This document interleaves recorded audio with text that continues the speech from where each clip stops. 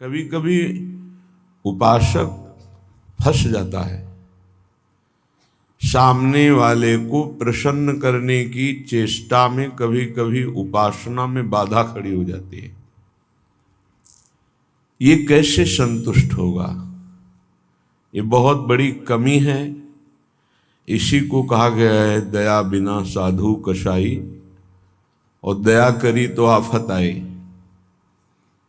सामने वाले को परमार्थ का उपदेश करके दूर हट जाना चाहिए। वो पकड़े परमार्थ को तब तो उसको निकाला जा सकता है, और यदि कहीं कि इसको संतुष्ट करके निकाला जाए तो वो कभी संतुष्ट नहीं हो सकता। ऐसी नीच वृत्ति होती। जितना आप उसको निकालने की चेष्टा करेंगे उतना ही वो आपको दलदल में धंसाता जाएगा। ये प्रकृति का सिद्धांत है, इसलिए उपासक को निरपेक्ष रहना चाहिए, किसी की अपेक्षा नहीं रखनी चाहिए। ये अनुभूत बात कह रहे हैं। जो संतों से अनुभूत है वही हृदय में अनुभव में आता है। उपासक को यदि कभी ऐसा अवसर मिले कि किसी को भगवत मार्ग में बढ़ाना है तो वो ये ध्यान रखे कि हमें अपने को बचा करके इसको निकालना है।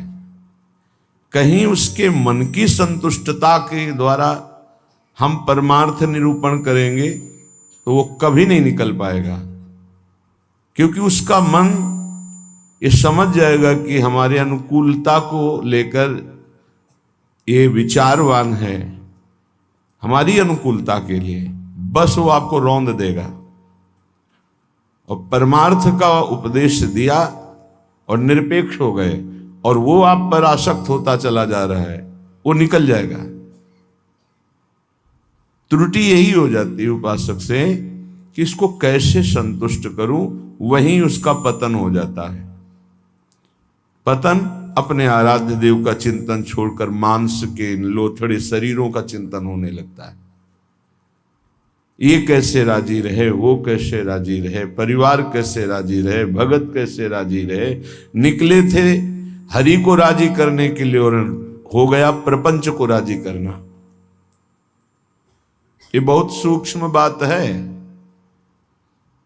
ये शास्त्र सम्मत और हृदय सम्मत बात है, दोनों की अनुभूति। यदि भगवत मार्ग में आगे बढ़ना है तो किसी को संतुष्ट करने का भाव खत्म कर दे। शास्त्र सम्मत उपदेश है, पकड़ना है पकड़ो, नहीं पकड़ना है तो डूबो। तभी आप परमानंद का अनुभव कर सकते हैं, नहीं तो आपको फंसा लिया जाएगा। ये सूत्र उड़िया बाबा का है, दया बिना साधु कसाई, और दया करी तो आफत आई। बीच में समझो, दया नहीं तो साधु कैसा, और दया की तो फंस गए। तो कौन सी दया आपका परम कल्याण में सहयोग कर सकती है? जो याद को ना नष्ट कर पावे। दया का उल्टा है याद। जो भगवत स्मृति में बाधा पहुंचा दे, ऐसी दया में आग लगे। भगवत स्मृति युक्त प्रियता प्रभु के चरणों में और दया जड़ चैतन्य में, तब तो निकल जाओगे। और अगर भगवत स्मृति को दया ने तोड़ दिया और उसकी स्मृति चल रही तो दुर्गति पक्की है। हिरण में इतनी स्मृति आ गई कि हरि स्मृति गई तो अगला जन्म ऐसे महापुरुष का पशु रूप में हो गया, मृग रूप में। तो बहुत सावधानी का ये परमार्थ मार्ग है। कभी कभी दया में चूक हो जाती है। ये दया बहुत बड़ी दैवी संपदा है, कोई साधारण नहीं है। महापुरुष अपने कल्याण की बात ना देखते हुए सामने वाले का कैसे मंगल हो, इस बात पर विचार युक्त रहते हैं। पर साधक को बहुत सावधान रहना चाहिए। इस दया रूपी सद्गुण से बचना चाहिए। ध्यान से इसको पकड़ लीजिए। दया रूपी सद्गुण से बचना चाहिए जब तक भगवत प्राप्ति ना हो जाए। दूर से दया का भाव, दूर से हृदय में कहीं इसका भाव प्रवेश हो गया कि इस पर दया करनी है, हम बड़े दयालु हैं तो फंसा फंसाया है। भजन करने से हृदय बड़ा द्रवित हो जाता है। द्रवित हृदय में करुणा और दया की लहरें उठती रहती हैं। उसको लगता है क्या दे दूं, क्या कर दूं, कैसे ये भगवान में लग जाए। अच्छी बात है, पर व्यवहार में ये तुम्हारी बात कोई जान गया कि तुम इतने दयालु हो तो दुरुपयोग कर देगा, तुम्हारी इस दया का दुरुपयोग हो जाएगा। बहुत अच्छे से इसको समझ के बोल रहे हैं। इसलिए चाहे गृहस्थ हो चाहे विरक्त हो, यदि भगवत प्राप्ति करनी है तो दया रूपी सद्गुण को हृदय में दबा दो। बाहर से निरपेक्ष और उदासीन रहो। जब कभी भगवान ऐसी सामर्थ्य दे तो निरपेक्ष होकर के उससे कोई आसक्ति न रखते हुए उपदेश कर दिया और दूरी बनाए।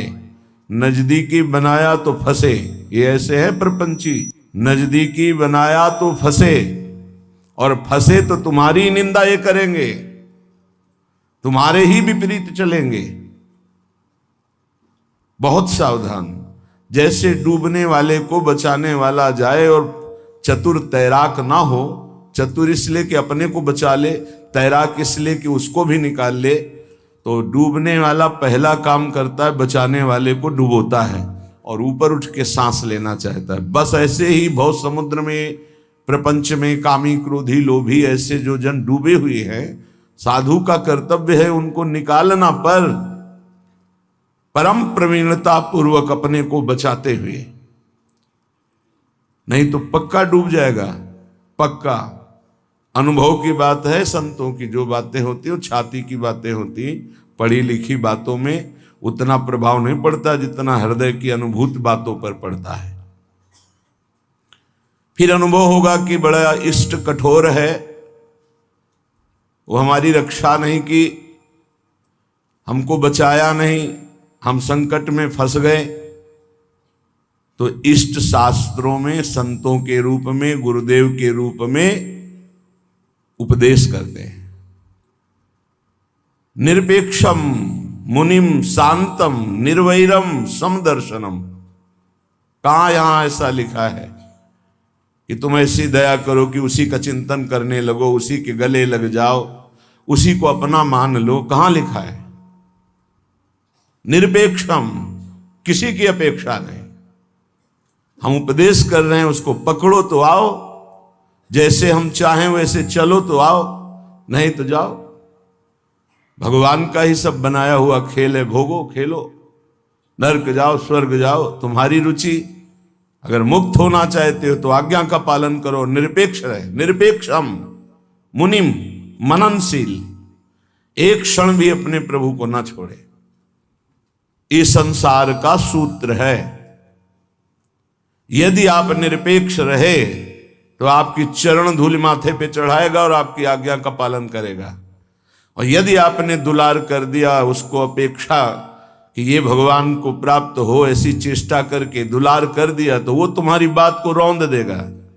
सामने वाला यदि अपना परिवर्तन नहीं चाहता तो पूरा जीवन संग दे दो तो भी उसका परिवर्तन नहीं होने वाला। अगर परिवर्तन चाहता है तो दूर से एक शब्द सुनकर उसका परिवर्तन हो जाएगा। साधु बहुत सावधान। बड़े बड़े जो संत अनुभव करके बोल गए हैं, वो अपने अनुभव से बोल रहे हैं, अपने हृदय की बात बोल रहे हैं। आप पकड़ लोगे तो आपका चिंतन नहीं बर्बाद होगा, वो अनुभूत बात आपको माया से बचा लेगी। सदैव अपने इष्ट देव के विचार में रहना चाहिए। भूल ये हो जाती है कि हम उसे प्रभु न मानकर उसका कल्याण करने का ठेका ले लेते हैं। हम इसका उद्धार कर सकते हैं, भूल हो गई। हमारे प्रभु आए शिष्य का रोल करते हुए, स्वांग करते हुए, तो स्वांग मात्र करना गुरु का असली बात नहीं है। गुरु शिष्य एक ही परमात्मा तत्व विराजमान है, असली बात है। ये भूल हो जाती है। कैसे ये संभले, कैसे ये दुखों से निवृत्त हो, कैसे भगवान को प्राप्त हो। थोड़ा बस उसके अनुकूल हो गए, वो तुम्हारी हर बात रौंद देगा, तुम्हें सेवक बना देगा, अपना गुलाम बना देगा। मान लेना हमारी बात, दिमाग में लिख लेना। एक साधारण विषयी आदमी तुम्हें अपना गुलाम बना सकता है। कैसे?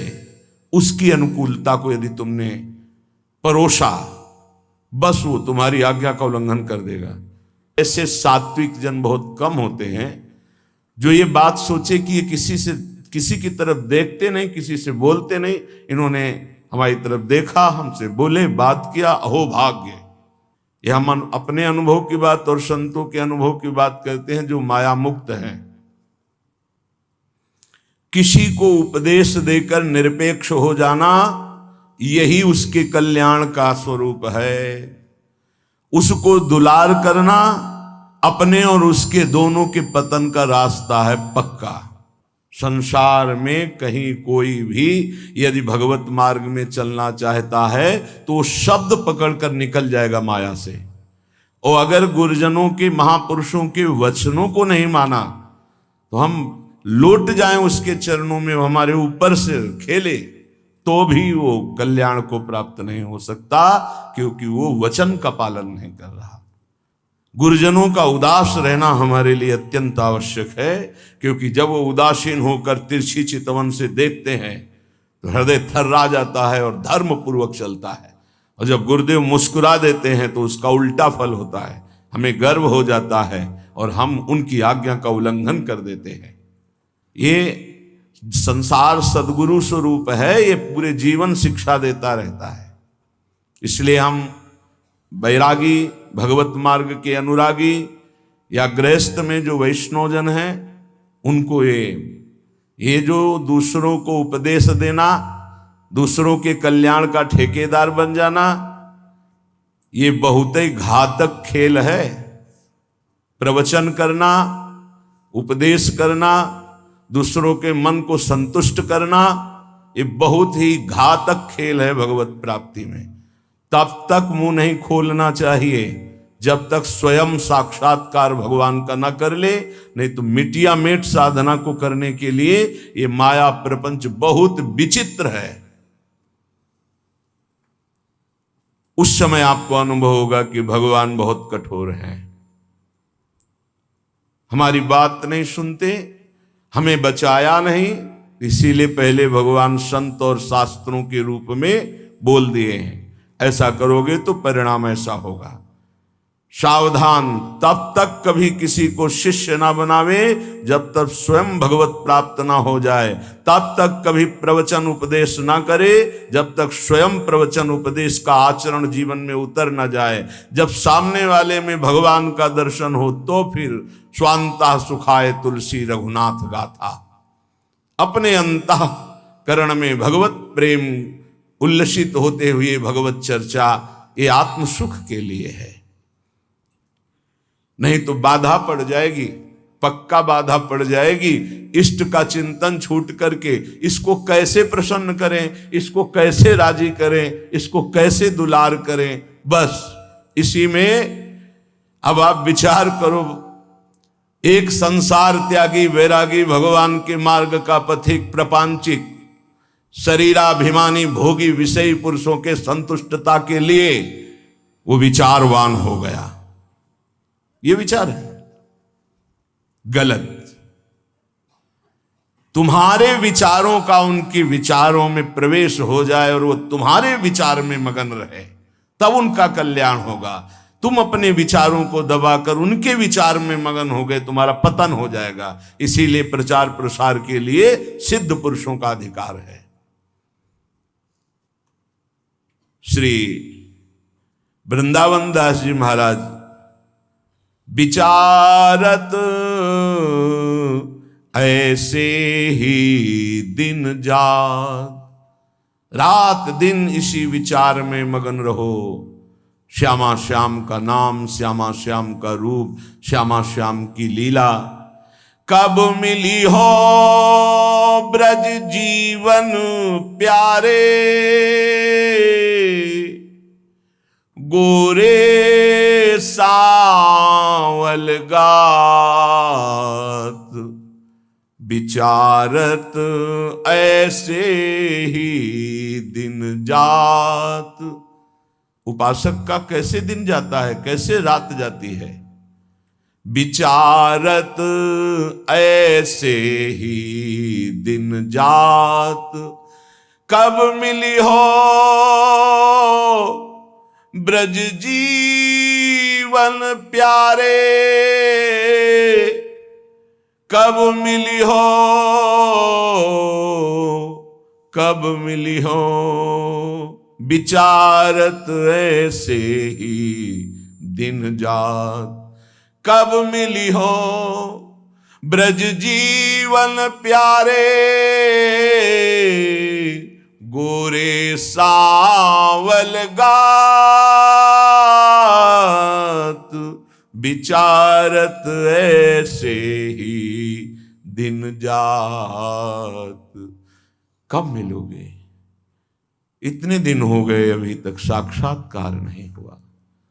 आज का दिन गया, आज की रात गई, फिर दिन आया, प्रभु कब मिलोगे, कब मिलोगे? ये व्याकुलता, यहां दूसरे के चिंतन की कोई गुंजाइश नहीं है। दया से चिंतन में फिसला साधक।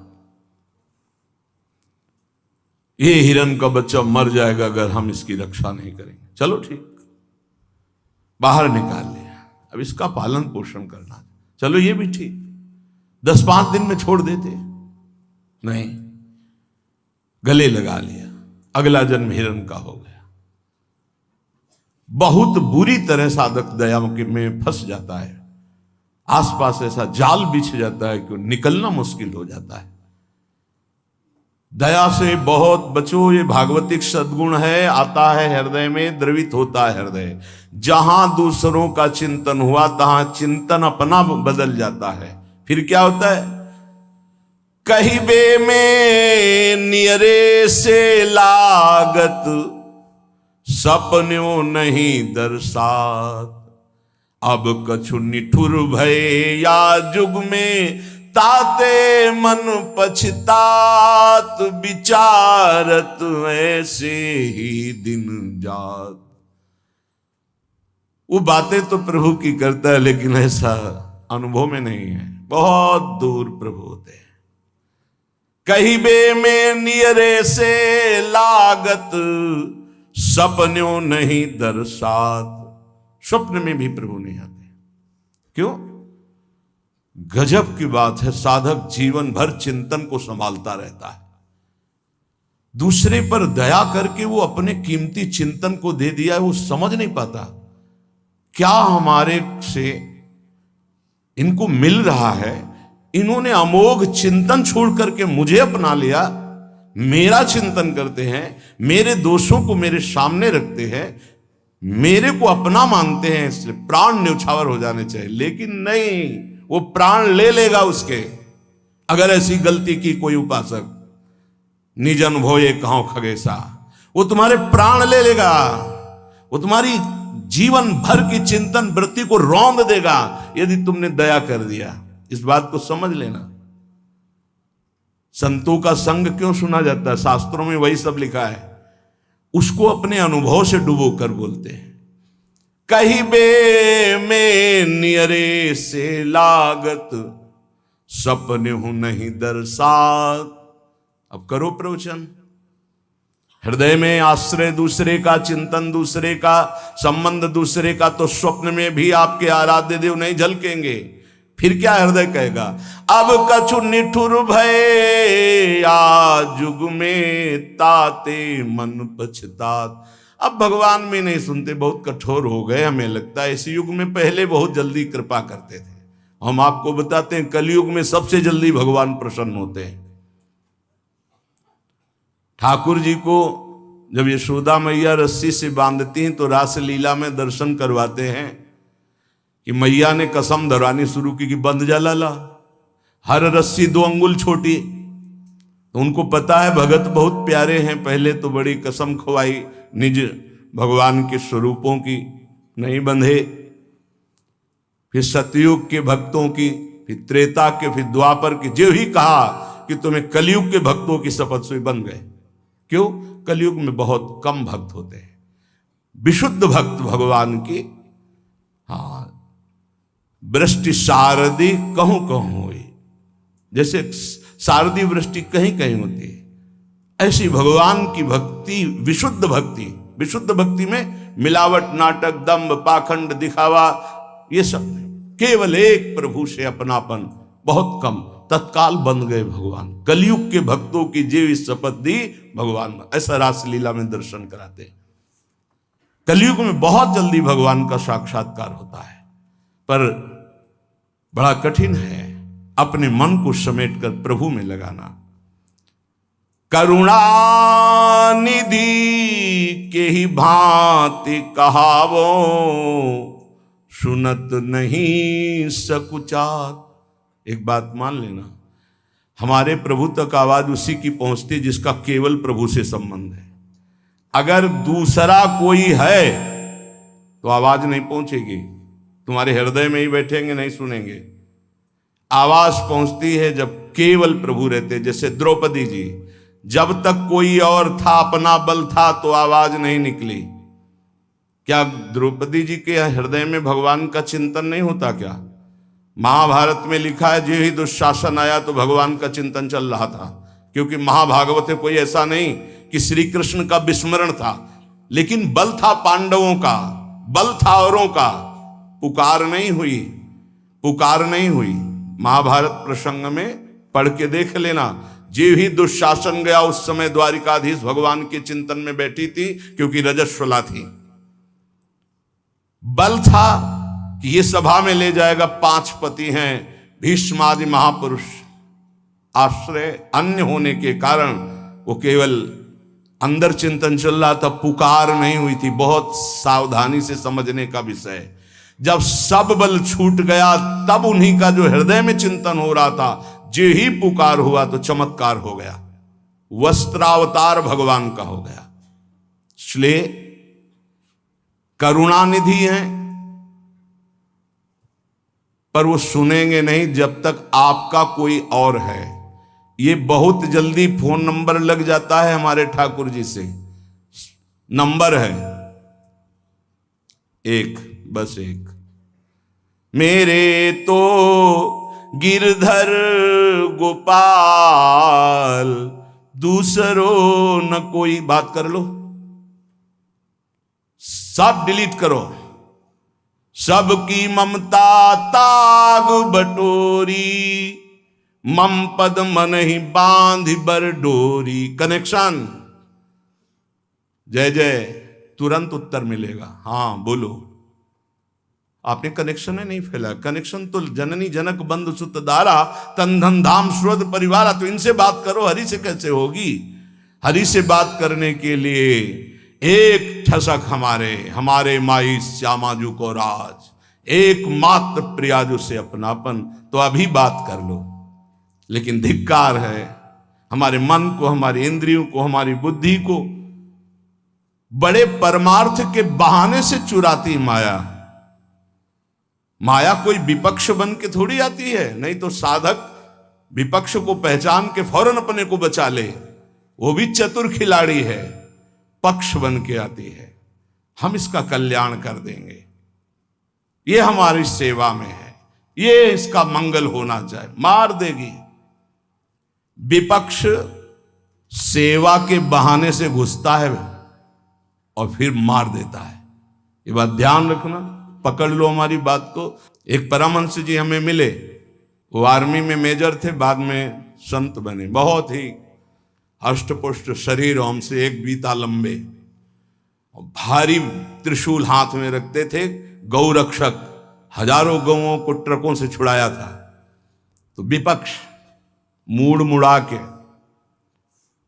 सफेद अचला सफेद ऊपर, साष्टांग दंडवत उनके आश्रम में। महाराज हमारी गौ भक्ति बहुत जोर की। कसाई था, आपका शिष्यत्व स्वीकार करने आए, जो आपका नाम सुना, आपकी गौ भक्ति, तो उनका भैया बड़े भाग्य हैं आपके, बस हमें केवल गौ सेवा करनी है, आप अपनी गौ सेवा में रख लो। हजारों लाखों गौएं थी, और इतनी नम्रता 1 साल में की कि सेवा में आ गया, शरीर सेवा में। हर बार साष्टांग दंडवत, हर बार जे भी, बस उसने ये स्वांग ही रचा था, जे भी शरीर सेवा में आया 2-3 दिन के अंदर वो रात्रि में दूध लेते थे 2 लीटर गाय का, उसी में जहर, जे ही पिया दूध से तुरंत अंदर, वो बड़े भागवतिक थे, तुरंत अंदर आया, तुम्हें जहर दे दिया गया। बुलाया, कहाँ है वो? गायब, है ही नहीं। 5 लीटर गौमूत्र पिया, हमसे एक बीता लंबे से, बस उनको यही समझ में गाय बचा सकती है। 5 लीटर जो ही गौमूत्र पिया, 5 मिनट में ही इतनी उल्टियां हुई कि सब बाहर। थोड़ी देर के लिए मूर्छित रहे, कोई डॉक्टर की जरूरत नहीं पड़ी और ठीक हो गए। एक तो भागवतिक दिव्य श्रद्धा उनकी, दूसरी गौमूत्र ने उनको बहुत सी उल्टियां करा दी। 5 लीटर, ढक्कन 2 ढक्कन की बात, इतनी गर्मी, 5 लीटर मतलब बार बार उल्टियां, तो सब बाहर निकल गया। और सामर्थ्यशाली भगवत चिंतन परायण गया न सेवा के मिस से। विपक्ष कभी विपक्ष बनकर नहीं आता, मित्र बनकर आता है। ऐसे ही साधक पक्का समझ ले, माया विपक्ष, वो मित्र बन करके आएगी, वो आपकी सेवा में से आएगी, हाथ जोड़ के आएगी और रौंद कर पैरों से चली जाएगी। कागज में लिख लो, दिमाग में लिख लो। कैसे जानोगे माया विपक्ष आ गई हमारी सेवा में? जिसके संग से प्रभु का चिंतन छूटे और उसका चिंतन बनने लगे, चाहे जिस भाव से हो, चाहे दया से हो, प्यार से हो, दुलार से हो, किसी बात से हो, बस समझ लेना ये विपक्ष है, अपना पक्ष नहीं। क्योंकि जिसके संग से प्रिया प्रीतम की स्मृति निरंतर चले वो तो अपना पक्ष, और जिसके संग से प्रिया प्रीतम का स्मरण चला जाए और उसकी स्मृति आ जाए तो जाके प्रियन राम वैदेही तजिए ताहे कोटि वैरी सम जद्यप परम स्नेही, परम स्नेही का रूप लेकर के आते। बहुत सावधान उपासक को रहना चाहिए, नहीं तो करुणानिधि प्रभु होते हुए भी तुम्हारी बात नहीं सुनेंगे, तुम्हारी आवाज नहीं जाएगी वहां तक। फिर कहोगे भगवान ने बचाया नहीं, तुमने सिद्धांत का भंजन किया, सिद्धांत के विरुद्ध चले, इसीलिए तुम मारे गए, इसीलिए तुम्हें गिरा दिया जाएगा। बाद में दोषी तुम होगे क्योंकि तुमने दया की, यहां भी और परलोक में भी। 3 जन्म लगे भगवत प्राप्ति के लिए। पहले जन्म में ही पिता भगवान थे ऋषभ देव जी, भरत जी के। ये लीला करके उन्होंने दिखा। इसलिए वैष्णव, सन्यासी, साधक, उपासक अपने जीवन में बहुत सावधान रहे, पूरे जीवन में। कभी कभी जगत कल्याण की भावना भी उसको बंधन का कारण बन जाती है। इसलिए जगत भगवत स्वरूप है, इसका कल्याण नहीं करना, तुम अपने को बचा के निकल जाओ, यही बहादुरी है।